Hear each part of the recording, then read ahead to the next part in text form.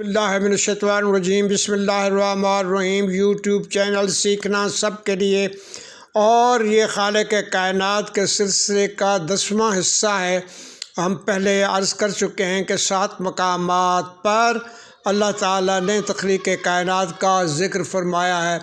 تو ہمیں ان آیات کو سمجھنے کے لیے، جیسا کہ پہلے ویڈیو میں عرض کیا گیا، سب آیات کو ملا کر پڑھنا ہے اور پھر ہمیں اپنے الفاظ کی تنگی دامانگ کے مسئلے کو بھی سامنے رکھنا ہے، اور پھر ان اصلاحات الفاظ کو سمجھنا ہے کہ ان کے کیا معنی ہیں۔ جیسے کہ 6 دن میں پیدا کیا، یہاں گنتی کی بات، اور عرش پر استوا ہوا، اب استوا فاستویٰ علی العرش۔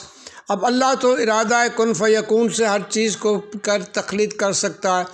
تو پھر یہ بھی فرمایا کہ احسن الخالقین، یہ بھی فرمایا کہ خیر الرازقین، یہ بھی حکم دیا کہ اپنی والدین کے لیے دعا مانگو کہ کما ربیانی صغیرہ، جس طرح انہوں نے ہمیں بچپن میں پالا پوسا۔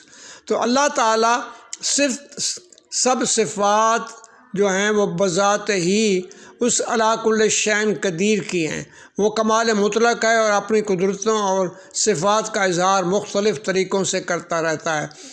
تو وہ ماں اور باپ کا ایک طریقہ کار اور تمام اشیاء کے جوڑے بنا کر ایک اداراتی نظام پیدا فرما دیا کہ کس طرح چیزیں جو ہے وہ آگے بڑھیں گی، چیزوں کی نسلیں، انسانوں کی، باقی جانداروں کی نسلیں کس طرح سے آگے بڑھیں گی۔